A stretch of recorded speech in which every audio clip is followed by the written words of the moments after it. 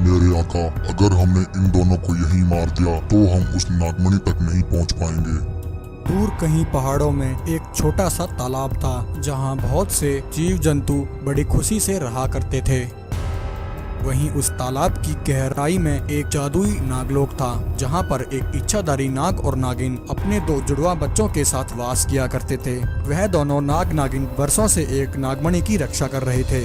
एक रात अचानक से आसमान से तेज गति से एक आग का गोला उस तालाब की ओर आता है और उस तालाब के पास एक तेज धमाका होता है और वहाँ एक जादुई आम प्रकट होता है। उस आम के अंदर से शैतान कालिया नाग अपने दो शैतानों के साथ बाहर आता है और अपने शैतानों से कहता है, वह इच्छाधारी नाग और नागिन यहीं कहीं आसपास ही रहते हैं। तुम दोनों जल्द से जल्द उन दोनों नाग नागिन का पता लगाओ। मुझे वह जादुई नागमणि किसी भी कीमत पर हासिल करनी है। आने वाली इस अमावस्या की रात को मैं उस जादुई नागमणि से अपनी शक्तियाँ वापस पा लूंगा।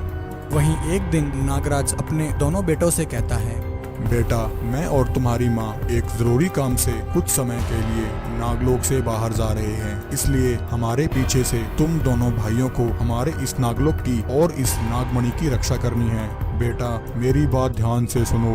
यह नागमणि बहुत ही अमूल्य और चमत्कारी है। यह हमारे कुल देवता की निशानी है। वर्षों से हम दोनों इसकी रक्षा करते आ रहे हैं। बेटा, जब भी तुम किसी मुसीबत में हो और तुम्हें सहायता की जरूरत हो तो तुम इस नागमणि को उठाकर जमीन पर फेंक देना। यह जादुई नागमणि तुम्हारी सहायता अवश्य करेगी।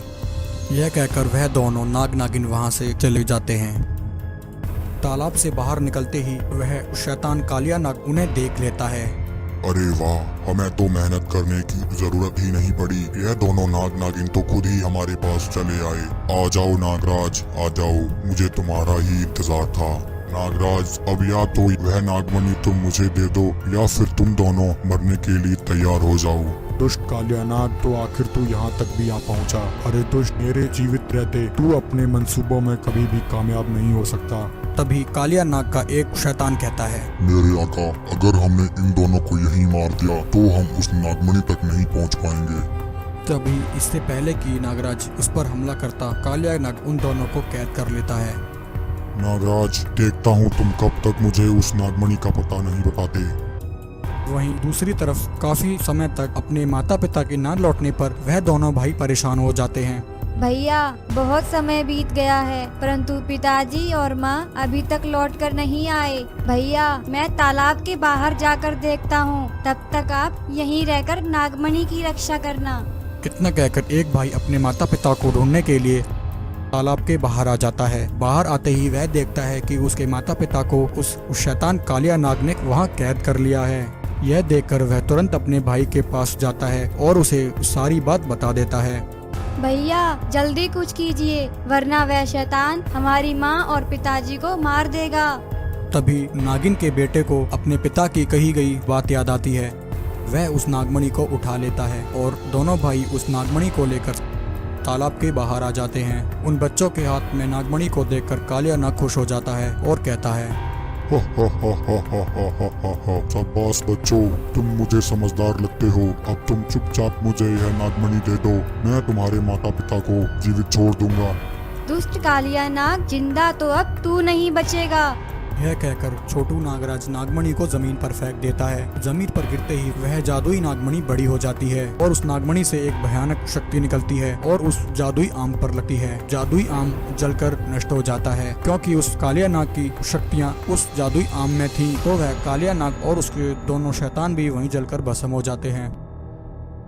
राक्षस कहता है, अरे भाई, यह नागिन तो बहुत ही शक्तिशाली है, हम इसका सामना नहीं कर सकते। एक समय की बात है, बहुत समय बाद एक इच्छाधारी नागिन ने एक अंडा दिया था। नागिन अपने अंडे की जी जान से देखभाल करती थी क्योंकि नागिन का वह अंडा बहुत ही चमत्कारी था और इच्छाधारी नागिन को हर समय इस बात का डर लगा रहता था कि कोई उसका यह अंडा चुरा ना ले। वह नागिन बहुत ही शक्तिशाली थी। नागिन कहती है, बहुत दिनों बाद मैंने अंडा दिया है, मुझे मेरे बच्चे की रक्षा करनी होगी। हर बार मेरे बच्चे को कोई ना कोई मुझसे छीनने की कोशिश करता है, परंतु इस बार मैं ऐसा नहीं होने दूंगी। वहीं इच्छाधारी नागिन की यह सारी बातें एक शैतान राक्षस सुन रहा होता है। शैतान कहता है, अच्छा, तो नागिन ने अंडा दिया है। मुझे यह बात जल्द से जल्द अपने महाराज को बतानी होगी। मेरे महाराज बड़े बरसों से इस दिन का इंतजार कर रहे थे। ऐसा कहकर वह शैतान राक्षस भागा भागा वहां से अपनी महाराज के पास जाता है और अपने कोबरा राक्षस के पास जाकर उसे यह सारी बात बता देता है। वह कोबरा राक्षस दिखने में बहुत ही भयानक था। अपने गुलाम की बात सुनकर कोबरा राक्षस कहता है, वाह मेरे गुलाम, क्या खबर सुनाई है तुमने। मुझे इस दिन का पिछले कई वर्षों से इंतजार था, तो आखिरकार उस नागिन ने वह चमत्कारी अंडा दे ही दिया। मुझे वह अंडा किसी भी कीमत पर चाहिए। नागिन के उस चमत्कारी अंडे को खाकर मैं और अधिक जवान और शक्तिशाली हो जाऊंगा। फिर मैं इस पूरे ब्रह्मांड पर कब्जा कर लूंगा और यहाँ का स्वामी बन जाऊंगा। इतना कहकर वह कोबरा राक्षस अपने गुलामों से कहता है, मेरे गुलामों, जल्दी से जाओ और मुझे वह नागिन का जादुई अंडा ला कर दो। मुझे शीघ्र अतिशीघ्र वह अंडा खाना है। कोबरा राक्षस की बात सुनकर शैतान कहते हैं, जैसी आपकी आज्ञा महाराज, हम अभी आपको वह अंडा ला कर देते हैं। इतना कहकर वह दोनों शैतान राक्षस वहां से चले जाते हैं। वे दोनों शैतान राक्षस इच्छाधारी नागिन को हर जगह तलाश करते हैं। बहुत देर तक ढूंढने के बाद दोनों राक्षसों को वह इच्छाधारी नागिन दिख जाती है। एक राक्षस कहता है, देखो भाई, वह रही वह इच्छाधारी नागिन, और वह देखो वो रहा उसका वह चमत्कारी अंडा। चलो भाई, अब जल्दी से हम नागिन पर हमला करके उसका वह अंडा चुरा लेते हैं। हाँ भाई, हम यह अंडा हमारे महाराज को देंगे तो हमारे महाराज बहुत ही प्रसन्न होंगे और हमें इनाम देंगे। इतना कहकर वह दोनों शैतान राक्षस इच्छाधारी नागिन पर हमला कर देते हैं। परंतु क्योंकि वह इच्छाधारी नागिन बहुत ही शक्तिशाली थी, तो वह दोनों राक्षस नागिन का सामना नहीं कर पाते हैं। नागिन उन दोनों राक्षसों पर अपनी शक्तियों से वार करती है और उन दोनों को वहां से मारकर भगा देती है। राक्षस कहता है, अरे भाई, यह नागिन तो बहुत ही शक्तिशाली है, हम इसका सामना नहीं कर सकते। भाई, अब हम क्या करें? हम हमारे महाराज को क्या जवाब देंगे? भाई, अगर हम खाली हाथ गए तो हमारे कोबरा महाराज तो हमारी खाल ही उजड़वा देंगे।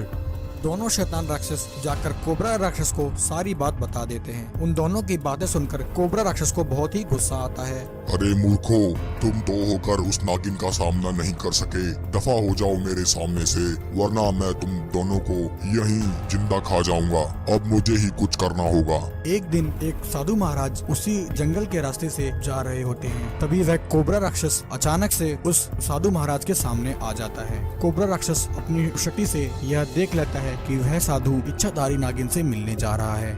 कोबरा राक्षस उसी समय साधु पर हमला कर देता है। कोबरा राक्षस की शक्तियां लगने से साधु महाराज जमीन पर गिर जाते हैं और बेहोश हो जाते हैं। साधु महाराज के बेहोश होते ही कोबरा राक्षस हूबहू साधु महाराज जैसा भेष बदल लेता है। तो प्यारे दोस्तों, यह था इस कहानी का पहला भाग। इस कहानी का अगला भाग देखने के लिए आप हमारे चैनल से जुड़े रहें। वीडियो को पूरा देखने के लिए आपका धन्यवाद।